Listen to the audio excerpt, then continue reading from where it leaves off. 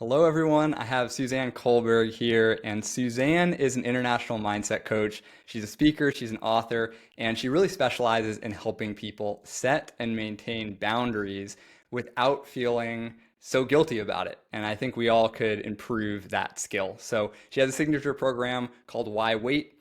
She's helped hundreds of women break the cycle of putting themselves last and build the confidence to set those boundaries. You can learn more about her at SuzanneCulberg.com. Suzanne, thank you for being here. And before we dive into boundaries, I know you're a Harry Potter fan, so my biggest question to ask first is what house do you think you would be in Harry Potter? Well, I went to Pottermore or whatever it is and I did the quiz and I got Ravenclaw, which I was like, oh man, I wanted to be a Gryffindor. So, like, my heart says Gryffindor, but apparently the sorting would be Ravenclaw. I don't think I've ever done the official thing, but I'm feeling pretty good about Gryffindor. I mean, I think most people would want to be Gryffindor, and when I hear someone say, "Oh yeah, like I'm totally a Slytherin," I was like, "Why would you not want to be a Gryffindor?" The whole book is based around Gryffindor basically being the best house. What's funny, my husband is like, I'd be a Slytherin, hands down, and he just owns it. So that makes me laugh. I like if you can own it. I guess that's a good thing. Yeah, what did Harry Potter like do for you when you were growing up, or like what resonated with you about Harry Potter? Harry Potter was funny. It was the first DVD that I bought. And I remember like, now I have my own kids and Harry Potter's so great with generationally and I'm explaining DVD to them and they're looking at me like, what do you mean DVDs were cool? Like we stream everything now. And I'm like, oh man, imagine if they knew about VHS. But anyway, it was funny because the topic of Harry Potter, when people were talking about it, it didn't interest me whatsoever. I was like, oh, that sounds dumb. But my sister had just bought a DVD player and that's the only DVD that she had. So I was like, oh, okay, I'll give it a go. And then that was it. I just totally loved it. I loved the community and the railing behind, a common cause and the magic. Yeah, I mean you're hooked once you start. I have a friend who he's like, "Oh yeah, I read like six out of the seven books. There was one in the middle I missed." I was like, how would that ever happen? I was like, my respect for you just diminished so much. But yeah, I saw another interview where you were talking about Harry Potter, so I was like, we got to cover that quickly. But I listened to the books on tape. So talk about old technology. Like I had the cassettes, Jim Dale playing in my head, nonstop. I just loop it while I cleaned my room or whatever when I was growing up. So It's Stephen Fry now if you get it on Audible because both my kids listen to it. different narrator. And like he's just got the most sleep voice. Like I'm like love him but can't listen to him read many hours of Harry Potter or I'm Yeah, like feeling like, I need to go have a nap. maybe before bed. Okay, well, I wanted to start with why are boundaries important? Like this is something you've obviously committed your work life to. And why are boundaries important and why are they so hard for people to get right? Okay. I'm gonna give this example a go because I know that we're on video. So this is my water bottle. If I want to enjoy the water, it needs to be contained in some way. Otherwise it's just gonna be a puddle on the floor, which I can't drink, and it's not mobile and I can't take it with me. And when I think about boundaries, like a lot of people fear they're like it's a shield or it's a protection or it's a safety. But it just is a delineation between, where you are, what's yours and what's not. And it's for both parties. Like if someone is beginning to set a boundary with you and that can start inciting fear, like they don't care or they don't this, it's the opposite. It's because they want to continue that relationship, friendship, business, whatever it is, that a boundary is important because then in this case what is allowed and what isn't allowed and it can be co-created together and then you get to decide is this a person or a coach or a business that you want to interact with or not. And I think when Brene Brown is like the boundaries queen unofficially. I know she talks about shame and guilt, but she says clear is kind. And it's like a lot of us in our effort we want to be generous or we want to be nice. I hesitate to use that word now, but we think, oh, if I set boundaries, then I'm not being nice or kind. And it's like, but you are being so clear and then people know. And often a lot of the boundary violations occur because people don't know what's acceptable and what's not acceptable. If you don't say to somebody, I check my email, like, people who send you an autoresponder, thank you so much for your message, I check my messages once a week or whatever, then oh, I don't expect to hear back from Greg, he only messages on Mondays. And then you go about your merry way. Whereas when there isn't something like that, then you think, did they get it? Did they not get it? Like for me, I fill in a lot of forms. Like somebody asked me to yesterday, and afterward I sent them a message. I said, look, when I hit submit, nothing happened. Like my screen looked exactly the same. So can you please just check that you received it? Because I could assume that they got the form and they could be waiting for me to fill in the form, and there is no communication here. So like a little thing that says, thanks for your submission, I'll get back to you. It's clear and it's kind. It's not rude or abrupt. I like that analogy of the water bottle. But it's interesting. I was listening to you speak to someone else about the autoresponder thing, and I remember you saying you personally don't love that way of setting the boundaries, right? Because it bounces right back. I think I feel similarly. Like every time I send the person the message, I'm seeing the same autoresponder. So I feel like that's a very clear way to set a boundary on email. Do you have a way that you personally set boundaries that doesn't involve an autoresponder Yeah, for I don't response times? personally use an autoresponder all that often because I actually find it irritating. Like I have an email list, as I know you do, and sometimes people's autoresponders come back to me from my thing, Yeah. and I'm like, that really it irks me. There must be a way to overcome that. But in any of your communication, so like if you go to my Instagram, it's not my most used social media platform, but in my welcome, like this is my page thing, I state really clearly I do not respond to DMs. Like it's right there. And I love it when someone comments on that post with I just sent you a DM, and I'm thinking if you didn't take a minute to read the very post that you've just commented on, like I think there's something about, the courtesy. And for me, it's a great filter. Is somebody genuinely reaching out to me, or are they just sending me a copy paste that they send 5 million other people? Like yesterday, my husband Jeremy was so excited. He's like, someone's approached me about an opportunity. And my little radar in the back of my head was like, what's this going to be? Uh-oh. And anyway, he has a couple of messages back and forth, and he's like, they told me for the small price of 10,000 US, I could be on their thing. He's like, what is this? And I was like, so sometimes, the genuine nature of a message, but where you have it. So like on my socials on my website, very clearly, how you can contact me. On my Facebook page, there's no message. I removed that. If you click contact, it takes you to my contact page from my website. And sometimes if people just send me one, which I'm guessing is going to be like just a copy paste, I'll just hit a respond saying, message me via my contact page. And most people don't because they're just copying and pasting. So by putting those extra steps into place, it filters out a lot of that stuff that I don't have to deal with, the opportunities that are thinly veiled promos. Yeah, that makes sense as a filter. Why do you think that it's so hard for most people to set boundaries? What trips us up in just setting a boundary when we know a boundary would be useful somewhere? That's such a great question. I think it would vary so much from person to person. A lot of us would be, conditioning growing up to be, to be of service, to help others. And the thing is, by setting the boundary, we are actually helping others because it's an extra step or it's an extra filter, and it gets rid of a lot of that things that are just bots or copy pastes. But I think a lot of us we want to help others in our desire to help. We're like, I don't want to put too many things in place, but then we're actually exhausting ourselves by overgiving. So, and we're not actually helping people. Like if someone is affronted by I need to send them an email rather than a DM, do they really want to connect with me? Like that little extra step. It's not saying I only have yellow M&Ms. Now you need to sort through the whole packet. Like I think sometimes people think they can't set them because it's being too demanding. But there's a difference between 1 or 2 steps to let's connect. Then, you need to like sign me a kidney or something. I wonder if, because you're a parent, right? Yes. So I'm a parent as well. We have a teenager that we're fostering, and I think when you say conditioning, I think most of the way people are parented is when you're a kid and you say no, the parents most parents are like, well, you're just going to do it anyway. Like you don't have boundaries to me. You're just going to do what I say because I'm in charge. That's not the way that I would want a parent or conscious parents parent, I think. But I think we don't get a lot of practice until we really are in the game and we need to perform with boundaries. So I agree with you on conditioning. And I wonder if, I know you work a lot with women. I've observed when I have female clients, sometimes they struggle more to set boundaries. And I, I wonder if there's conditioning around that where it's harder for women in general. Do you see that? Well, I think there's totally the good girl archetype. The good girl, like conditioning, as in you seen and not heard, you don't ask for things, you be really helpful, others first, yourself last. That was actually the motto of my primary school. And I think about it, others first, Others yourself first, last. yourself And it last. can sound like, oh, like this is, but it's actually, no.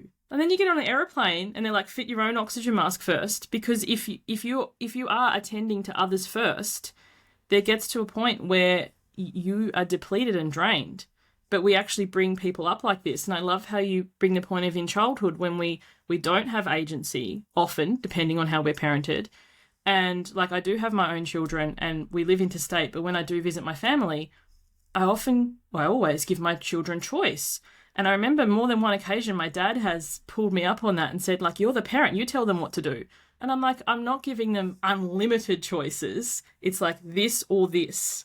Like, you know, would you like toast or would you like cereal? Would you like to do this activity or this activity? Like to give them examples of they have agency and choice, but also consequences of following through. If they change their mind, like my children will do one activity, hobby each term.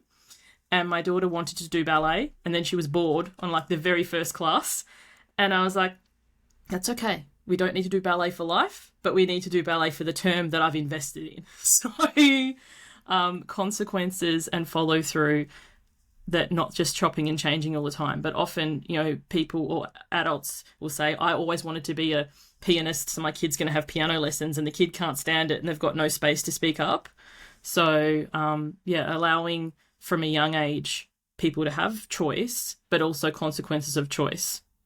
Yeah, and choice within a healthy band. That makes sense. Do you see, is this the right or wrong way to look at it? So if you look at a spectrum where of boundary setting and you saying no, on the extreme side, you're saying no and setting boundaries with everything and everyone, and you're sort of an island, right? Like people can't get through to you. You're completely independent and not in service to others in that way.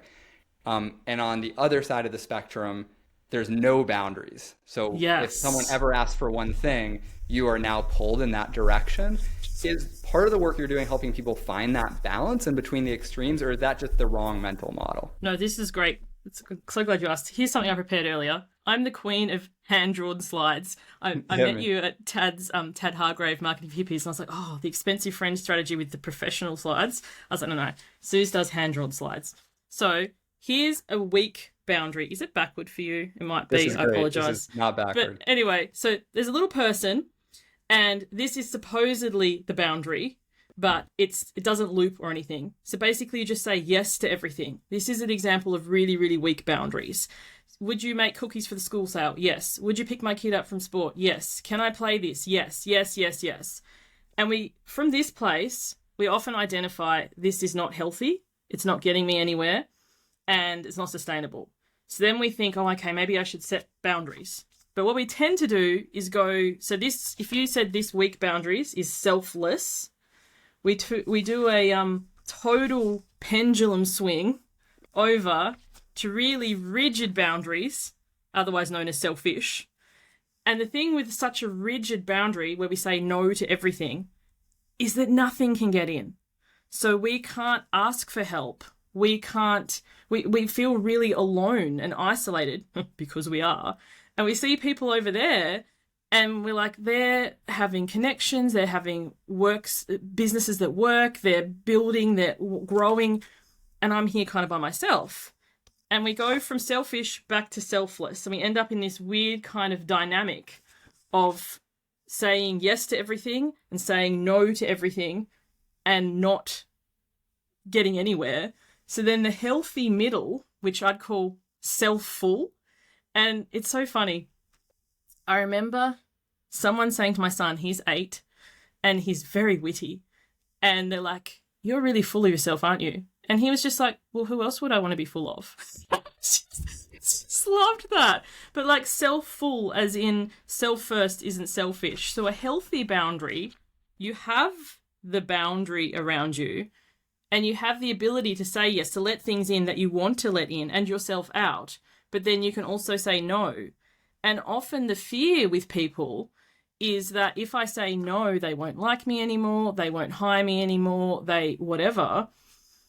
But the fact is the opposite is often very true. So business example, I've been in business since 2017. My very first website, apparently there's some tech you can use to go back and see it. I haven't yet found it, but it was really bad. But Wayback the Machine.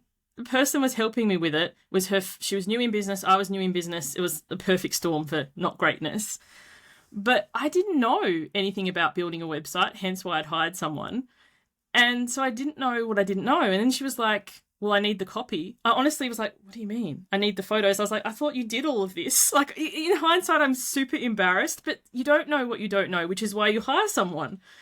And then the next person for the next iteration of my website, she was like, this is what I need from you. She gave me an onboarding thing. I need this copy for these headings, these photos in this dimension. Like, it was really clear by this date. And then she was like, you can send me over the term of us working together 30 emails. After that, it's however many dollars per email. And I remember being like, I love this. I love this so much because I know what I need to do, by when, what's required, and how I can communicate. Because you know what it's like? Someone changes their minds. They send you a message, and then a message, and then a message. This is one of the reasons I don't do DMs. There's one line, and then 5 minutes later, another line, and then another line, and then I look at my phone, and I have like 40 messages from this. I'm like, no. So for me as a client, the experience of someone with really clear boundaries, this is what's required, by when, how much it's going to be, and these are the extras on top if you go past this, makes me be a lot more ready and prepared and clear before I send an email. Do I want to waste one of my 30 on this, or is this just me having a moment? Yeah. When I feel like with weak boundaries, it always comes back in the end. I don't know if you agree with this, but the idea that resentment is a sign that there was a boundary that didn't get set earlier. 100%. And I feel like a lot of, if you're in the yes phase, I love that slide that you drew. Eventually you have to say no. So there's a no coming down the line. You know what I mean? And it's probably not going to be in the prettiest, most graceful way when it comes. It's so people who have, weaker boundaries, often known as people pleasers, can be known as doormats. In the last few months, I can't remember where I got the frame from, but I love it. Exploding doormats. And that's exactly what it is, because eventually you cannot physically say yes anymore. There's not enough time, space, energy, money, or whatever. And often that little resentment builds and builds and builds. And how I know when I'm leaning towards this is when I start keeping an unknown tally in my head. It's like, okay, I picked the kids up from school. I made the lunches. I went to that parent teacher, like, it's Jeremy's turn. Jeremy knows nothing about this because I'm not communicating it. And then suddenly, out of no left field, I totally lose it when he asks about something that was late. Oh, this is all I've done for you. And he's like, what? So it's kind of like when you're in the really weak, saying yes to everything phase, you don't often realize that you're doing it until you go, and then you go the other way. And it's like, fine, you do everything and you just absolve yourself of the responsibility.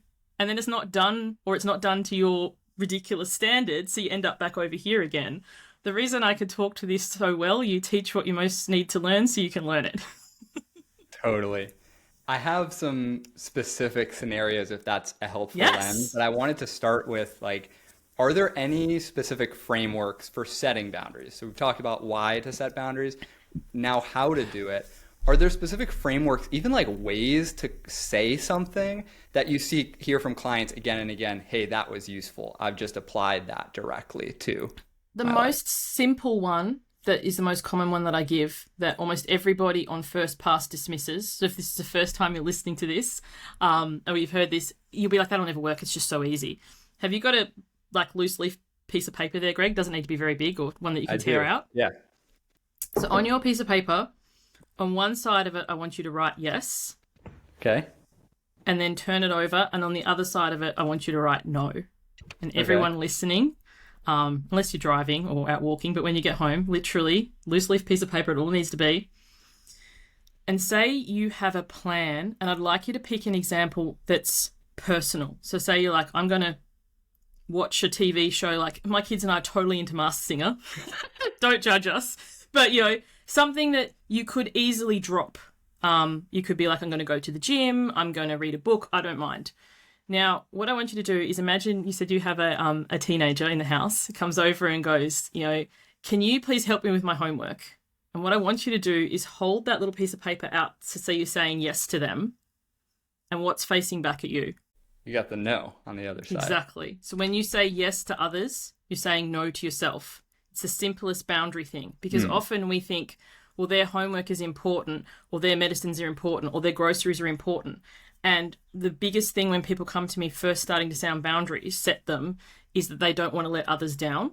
And I'm not saying be a total horrible bitch or asshole or whatever, but sometimes it's about training the people in our life. Like with my kids, my daughter, she sometimes needs help with homework. And there was one time that she came to me at like 10 o'clock. She was supposed to be in bed. She comes in, she's like, Mum, I forgot I have this thing due for school. It's like, okay, what is it? It was a diorama. At 10 p.m. the night before, here I am building a diorama of, I don't know, ancient, it was the Taj Mahal, or it was something. It's like, what are we doing? And so I did it in that one instance. Then I set a boundary and I said, in future, as soon as you get an activity, a task, I need to know about it. And then we had this whole talk, and it wasn't long. A few weeks later, similar situation happened. And I was like, no, I'm not helping. Like, this is my time that I unwind and watch TV. You're supposed to be in bed. And there was the tears, and there was the drama, and there was part of me thinking, you're the worst mum in the world. And I was like, no, she needs to learn this lesson now, because when we help, we're actually enabling, if we realize that. And then she's in grade 5. It's not going to be on her lifelong record, you know. But now, as soon as she gets her homework, she comes in and she's like, this is it. And we make a timeline and we make a plan. You know, even a really sensitive one, my daughter has anxiety, diagnosed anxiety, and she often needs help processing that. And I get that. But what happens is I ask her after school, oh, no, I don't want to do it. And so she'll go to bed, and then she'll come in once again at 10 o'clock at night. So I'm up with her sometimes past midnight. And then my son likes to get up at 4. So it's like, you know, once again, I'm not fitting my own oxygen mask. So I had to say, I love you. I can't have these conversations at 10 o'clock at night. You need to come to me earlier. I said, what about after school? And then we talked about it. We tried it. And she's like, I'm not ready. I need some time for just me. So then we made this window of time between dinner and, you know, so it's about a 2-hour window. And then, anyway, it's just a process too, for anyone listening. I make it sound so easy, but it's a process and you've both got to work it out. So now what happens many months down the line is after dinner, I ask, anything you want to unpack for the day? And she's like, no. And I'm like, are you sure? Because this is the last opportunity. Otherwise it needs to be tomorrow. And to hold that boundary the first few times has been the hardest thing.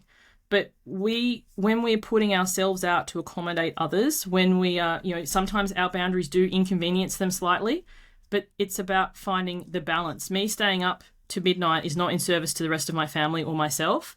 And her after school, she's not ready yet.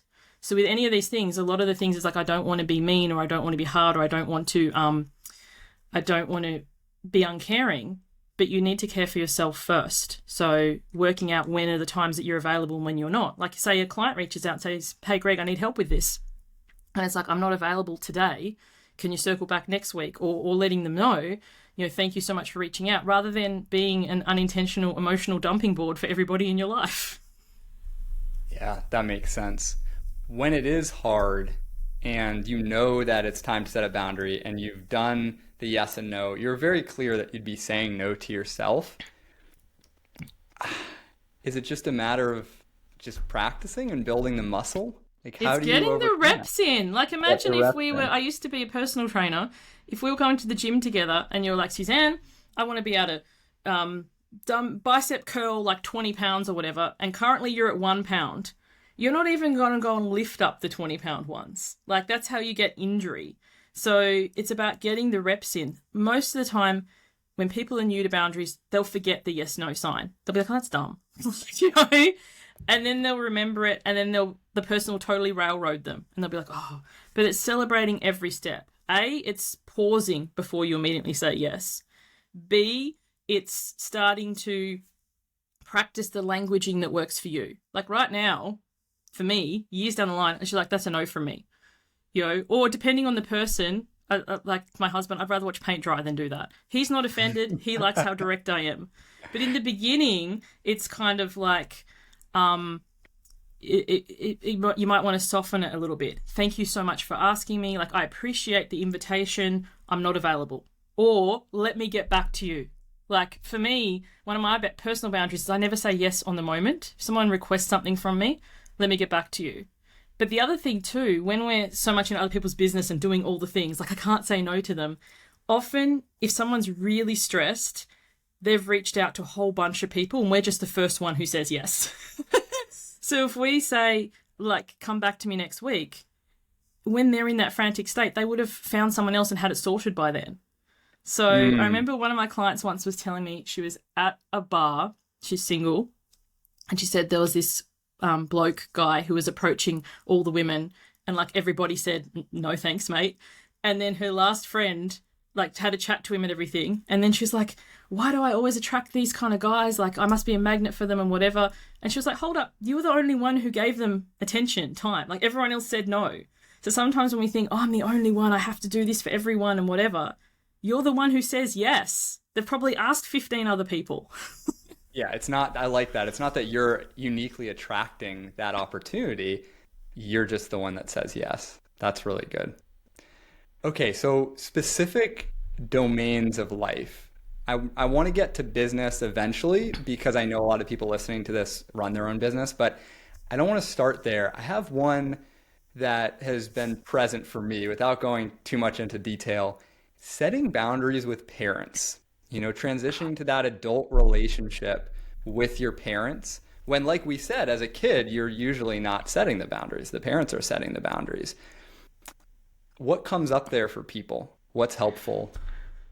It that can be really tough. And once again, it's always a case by case basis. But for the one that comes to mind when you mention parents, for me personally, I parent my children very different to how my parents parented me.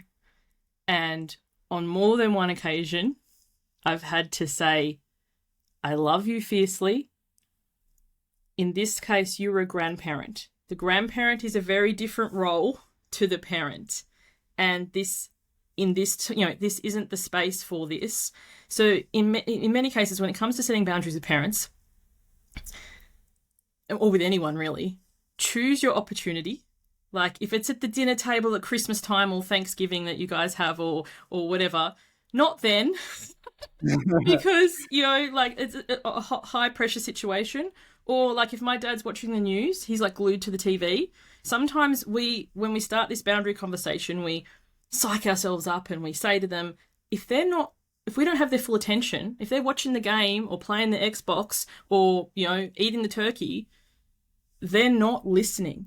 So we can leave it going, oh, I did it. Yes. And then the next day they completely railroad it and we're like, what happened? So like make sure it's in a space that you have their full attention. Make sure that you give them some sort of compliment first. Like I always say to my parents, like I love you fiercely, or I appreciate this. Like, because I do. As much as family, people can annoy us, they often have our best interests at heart, even though it's not aligned with where we're going. So some sort of compliment or acknowledgement. And then, what's going to happen? So like with my parents, it's like, in this space, you're a grandparent here. This is a different role to the parent. I don't do it this way. It's not making what they did wrong.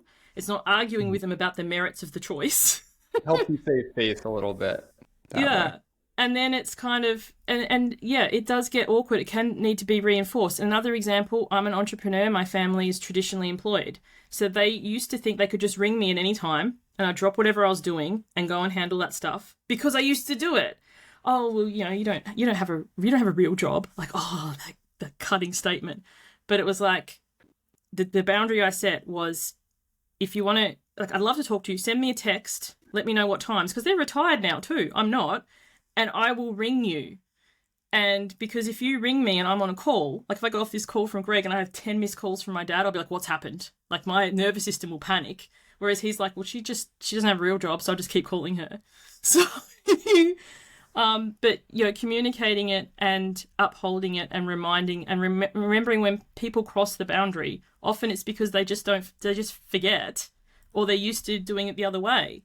So families you have to retrain the toughest. People, It's like you did something one way 10 times in a row. they're not going to get it the first time. They have 10 times of evidence I was that going to you'll say, they do often it. have 20, 30, 40 years. Totally. What I love about the example also with your daughter is that you didn't kill her on the first time. You helped with the diorama, but that was your recognition. Okay, there's a boundary here. I haven't set one, so I don't really have anything to enforce yet.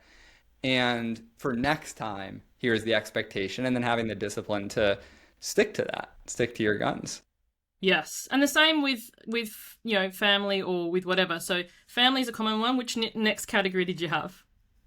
So we got family. The second one is a little twist, which is if you have someone in your life who's really working on boundaries. They were the yes, there's pendulum to the no, right? That's hard. That's hard for people around them. It's at least it's a recalibration.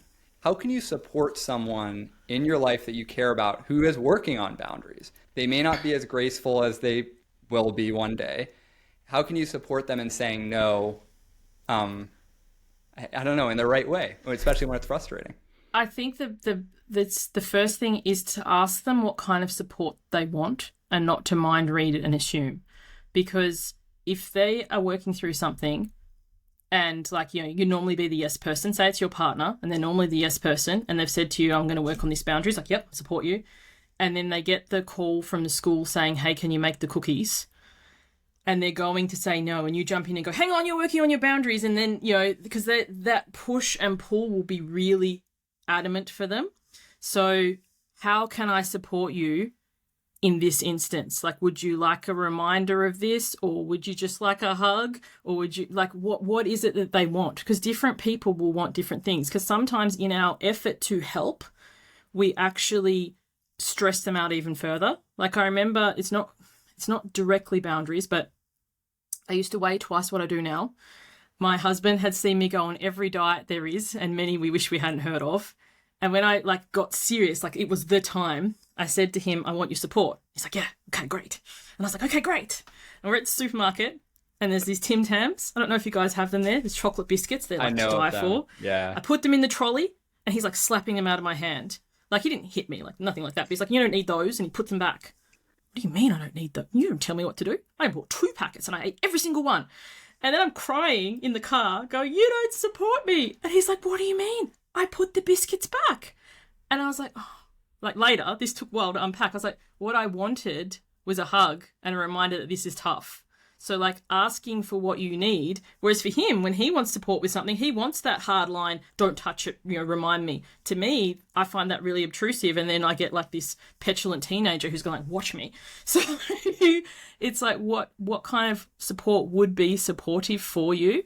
And sometimes it's just that it could be a pause or a reminder or, this is tough. Or it could be that harder line, but only you will know what works for you. I think the best example of boundaries in my personal life and for a lot of women is when you're in labor, you don't care about your partner's opinion. You tell them exactly what you want. I want ice. What are you doing with the heat pack? I said I wanted ice. They go and get the ice. I want a heat pack. You don't need to be quite that demanding, but when there is times of great stress, you tend to sugarcoat it a lot less. But, having that example of what would be supportive for you and also reiterating saying, I know that I said this, but now that I've experienced it, it didn't help that much. Can we try this instead? So communication, clear, and appreciating them for stepping in and for trying. Later on, I was like, thank you. But at the time, I was really annoyed. That makes sense. My wife is a doula, so she loves seeing women get in touch with their power that way because you're right, there's no margin for people pleasing. When you're birthing a child, you have bigger issues than is this other person going to be a little bit disappointed. So yeah, and I think I'll add as someone who I've typically had quite strong boundaries. I've probably pendulumed in different ways, but in seeing people I care about go through a journey of getting their boundaries stronger, it can kind of suck a little bit for me in the short term because before they were doing all the stuff that I like. I was pleased, right? They were people pleasing and I was pleased. Yes, but I think that's such a great example. Yeah, I think remembering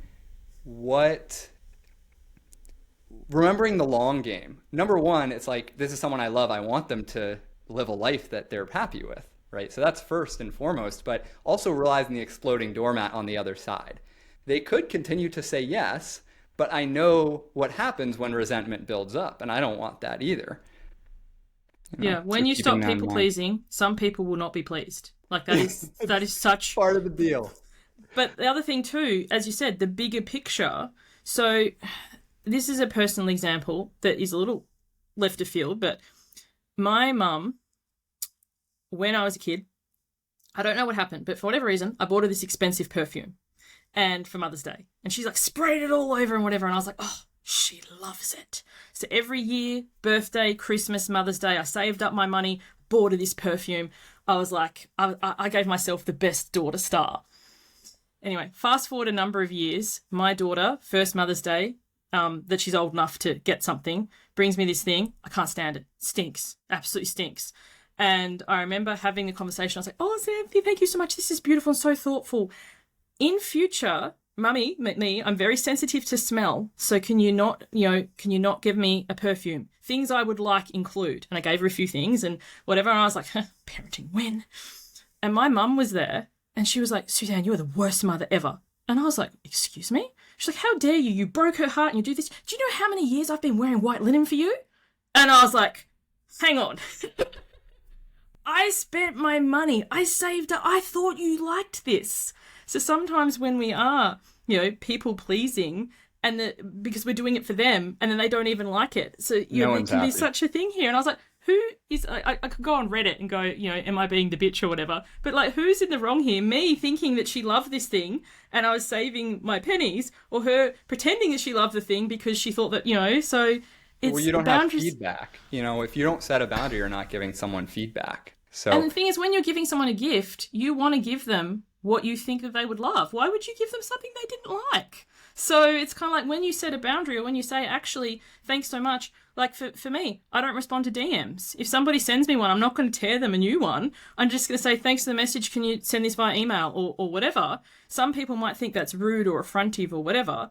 But this is how I communicate. If I make an exception for this person and then I have to remember and it just gets exhausting.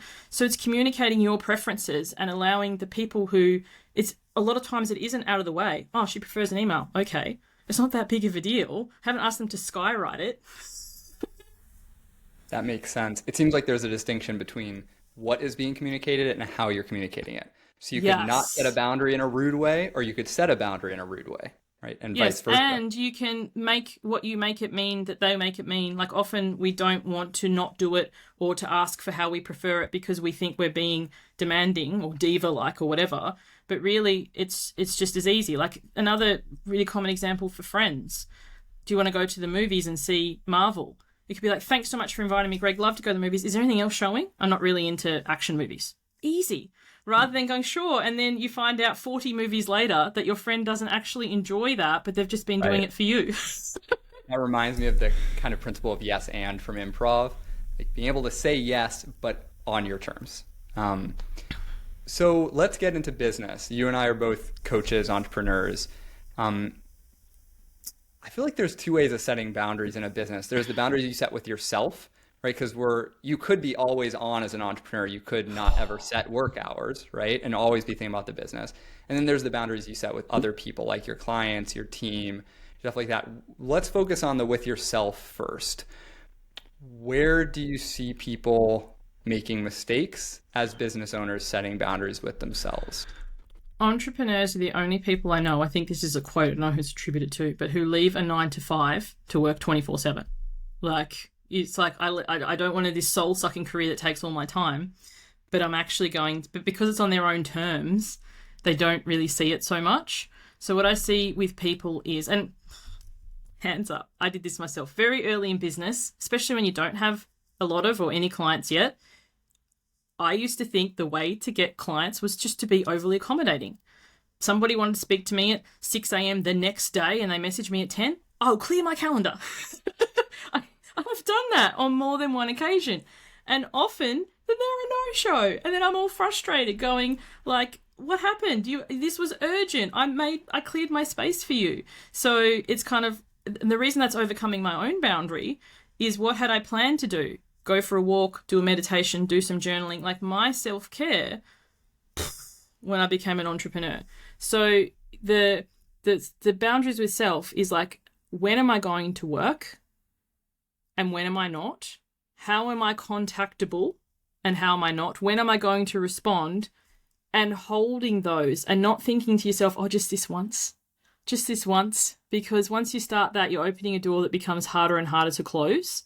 So for me, like, my personal turning point for my personal time was one time I was in the park with my kids and somebody sent me a message where I responded to, because I was always responding. And my son looked at me deadpan and said, "You love your phone more than me." And I was absolutely heartbroken. And that was like the impetus to be like, yeah, no, this needs to change. Because there's always, it's never going to end. There's always going to be people who are reaching out to you or want your attention or want your time. And also, when is it enough? Do I need to finesse this blog? Do I need to do another post? Do I need to post another reel? There's always more you could do.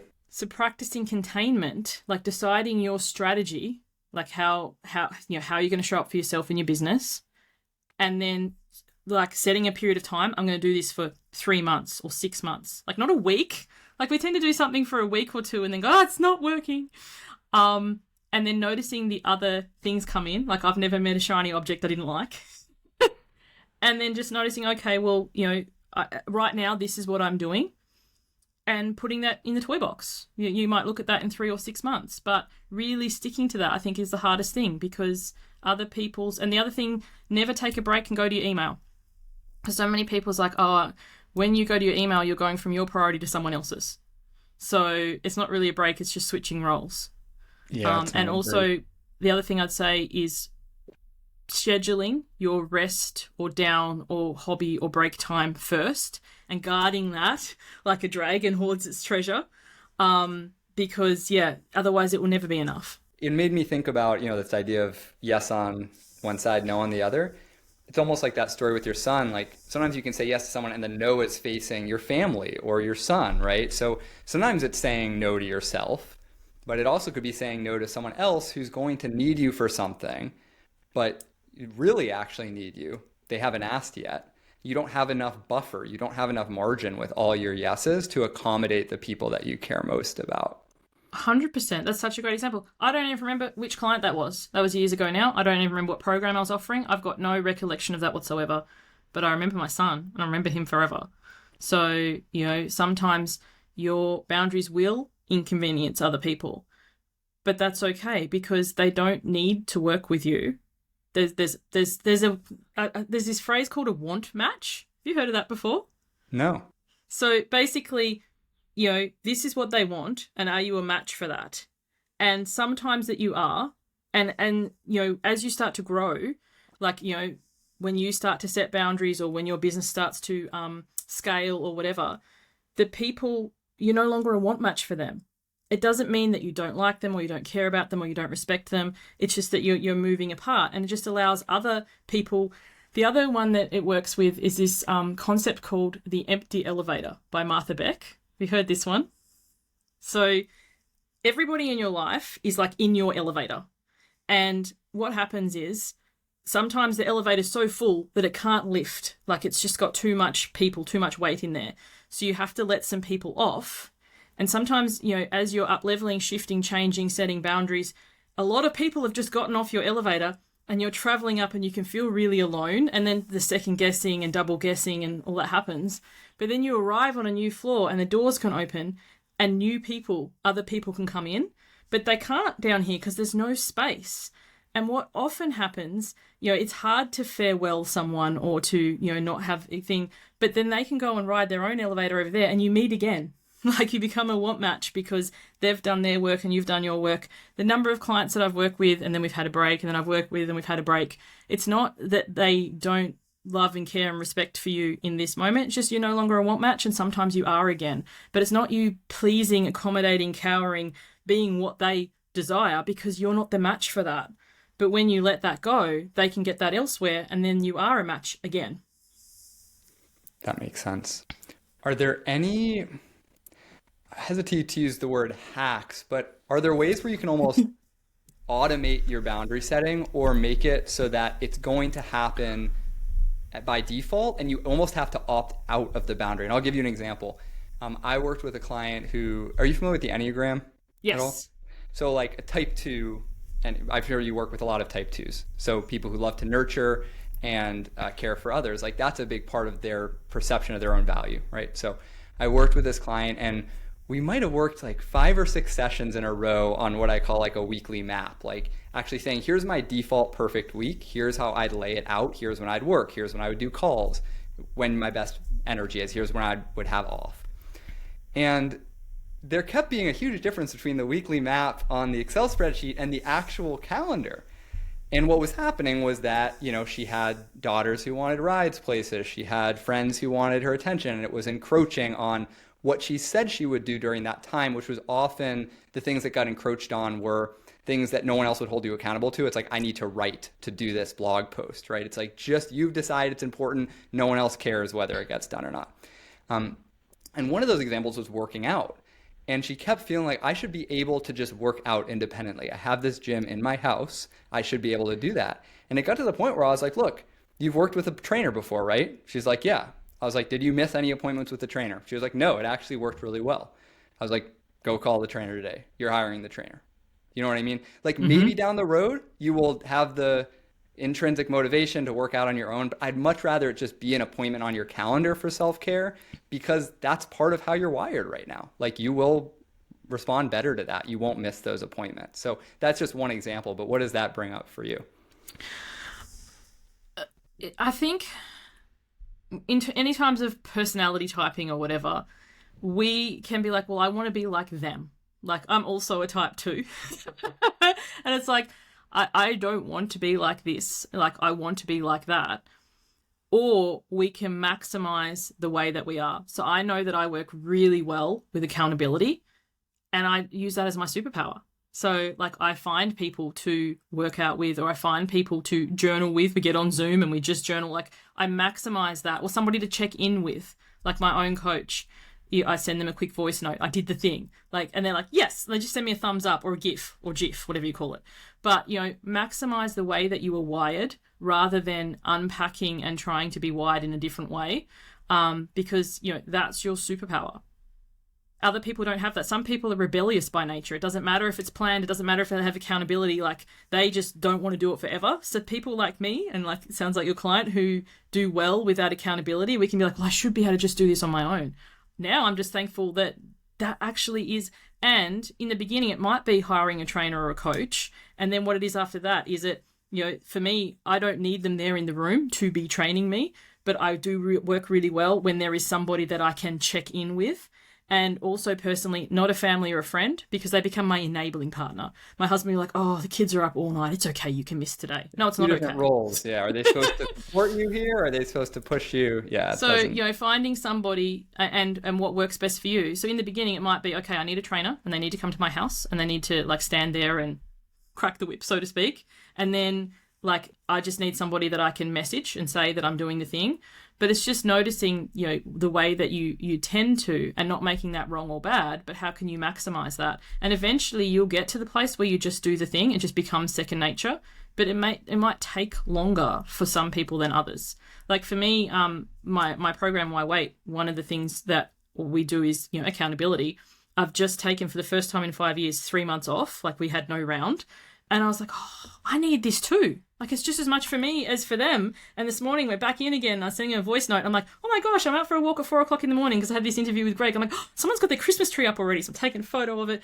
Not any personal thing, but just a Christmas tree. I thought that was funny because it's like October. But I digress. But it's like, what works for you, and not saying, well, sometimes when I get in my imposter syndrome, it's like, I teach this. I should be able to. And it's like, no, I teach this because I struggle with it too. It's what makes me uniquely qualified. Yeah, not trying to make your weaknesses into your strengths. I think that's like, you could do it. You probably could eventually do it, but why make it so hard on yourself? Use the strengths you have, use the way you're wired. So let's get into the nitty gritty before we wrap. With clients in a business, right? Typically, if you're doing a good job as a coach onboarding, you have some sort of agreements that are set somehow. It could be an e-sign thing. It could be just in the first call. What are some agreements that you think are just critical in terms of boundaries? Like without this agreement, people just get into trouble with their client services. How long the contract is for. So say, for example, I used to do a 6-month contract, which was, it was weekly. So it was 26 sessions, and things come up, like life happens, and I get it.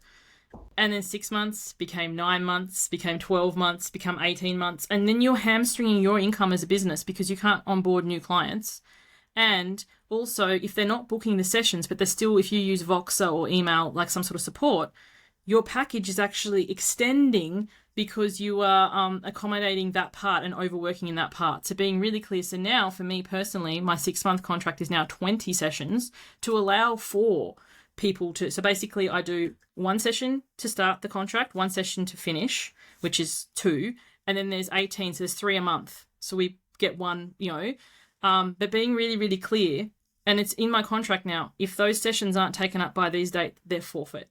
And it's on them to book it. So we will book them together in the first call. And if they need to reschedule, basically explaining when is the use by date, what happens if they haven't used it by them. And the other thing too, I see a lot is what happens if they turn up late. Like what I used to do, say, you came 10 minutes late, I'd go 10 minutes over. And that's, part of the thing is like, okay, you're perpetually late. Let's coach, or do you want to coach on that? Like we can address this. Like that's what they're coming to you for. By you being over accommodating, they're not actually getting the value. And I remember my son sees an occupational therapist, and a few weeks ago she was late, because a client had been late. It mucked up her whole day. And I said to her, like, this is not going to stand again. Like someone's inability to be on time is not my problem. Because, so times, and also when they can reschedule. So what I used to do is I had the 24-hour policy, reschedule 24 hours notice, which I never followed, and I just let everyone do whatever. Then I gave them like 1 exception, and now there's none, and I'm clear with that from the beginning, because I don't want to be the arbiter of which reason is acceptable and which isn't. Like life happens, people go through all sorts of things. I get that. But I don't go to the supermarket, buy a loaf of bread, don't eat it, take it back when it's moldy and ask for a refund because I didn't make time to eat this. So, you reschedule things, how long your contract goes for, and also how and when they can contact you. So, because some people, you'll have people who are messaging you on Facebook, Instagram, LinkedIn, email, WhatsApp, like where do they contact? So for me personally, I have some clients who I work with them and they work with me and we're also friends. So it kind of, a lot of people would see, how does that not get muddy? So it would be like, when I'm your client, we talk on Telegram. When you're my client, we talk on Voxer. And when we're just friends, we're on WhatsApp. But we're really clear on that. And it never crosses. And if for whatever reason it does, just that reminder, oh, I'm in the wrong space, and moving the message. So when, how they can contact you. And the last thing I'd say, because I think this is where a lot of businesses let down, is their offboarding. Like people are really good at onboarding. Hey, come work with me and whatever. But what about at the end? Like, how can they contact you afterwards? What is and isn't acceptable? Because sometimes, you've spent 6 months with this person, you've talked weekly, you know more about them than their parents do. And then you feel like you're suddenly ghosted. So to have like a clear offboarding process is, I think, where a lot of businesses let themselves down. I like that one. That's a good one. What are you currently doing in terms of between session communication? I know you mentioned there's different places you might want to communicate, but what's your specific agreement? Is there a number of messages they can send per an amount of time? So for my one-to-one, well, actually, I don't do a lot of one-to-one, so I'll go with my group because that's my primary income and my primary business model. So my group, we have a Facebook group and we have a Voxer thread. Now they can message, comment, chat amongst themselves as much as they like in that. And a lot of them, they do connect. Where I come in and where I will respond, I call those the community, like the connection chats. So in those spaces, I'm also a member of the community. I don't coach. And I'm really clear on that because sometimes, say, you're in my group, Craig, and you ask a question and I've got all the time in the world and I write you a nice big long answer. And then someone else, like Sarah, writes something, but I'm just about to take my kid to gymnastics. So I give Sarah a GIF and a thumbs up. What can happen is Sarah, she cares more about Greg than me. Like Greg's like, the teachers, but like all this underhanded stuff can happen. I'm wholly unavailable for this. So I'm really clear with my group. These are the times that I coach.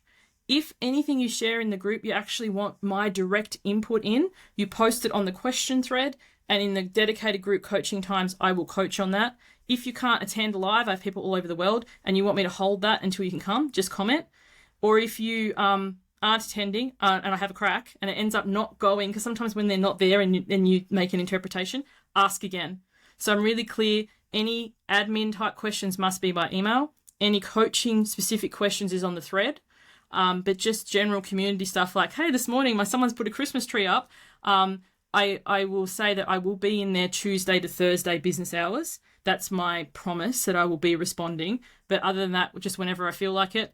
And because we're a global audience, I encourage everyone to put their stuff on airplane or whatever, so they're not randomly getting notifications. Like, I don't have any notifications enabled, so that doesn't distract me. I think that we need to tell people what to do, what we want. Like, I think the downside of people pleasing is like expecting others to be mind readers, you know? And I think that people generally work really well, especially in a business context, when they know what to do. Just like the example you said of, that was nice when you worked with that website designer and it was very clear how you were going to engage. So not only are you able to say yes to you when you set a boundary, but I think that it can be a gift to others as well.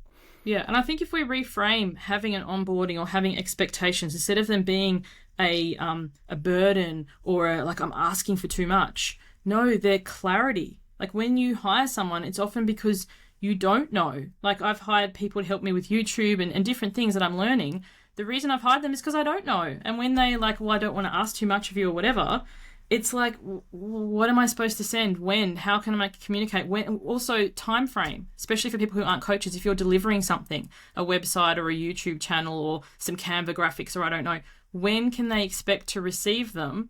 And then if for whatever reason you're not going to meet that deadline, because, you know, life happens, communicating as soon as possible, not leaving it to the last minute and then offloading your personal stuff onto them, because that's not their business. So like, for example, at the moment, I have a terminally ill family member interstate. So I'm having to travel a lot unexpectedly and at the last minute. I've really communicated that to my group and I've said, look, I don't like to have to chop and change, and I realize this might frustrate you, but this is how you can communicate, and this is what I'm open to. You know, let me know how I can make recompense if this is too much, because we don't want to put our stuff onto the people who are hiring us. That's not their business. 100%. Okay, I think that's a great place to wrap. Thank you so much, Suzanne, for your time and insight on this. Really enjoyed it. Thank you for having me. You're welcome. We'll talk soon.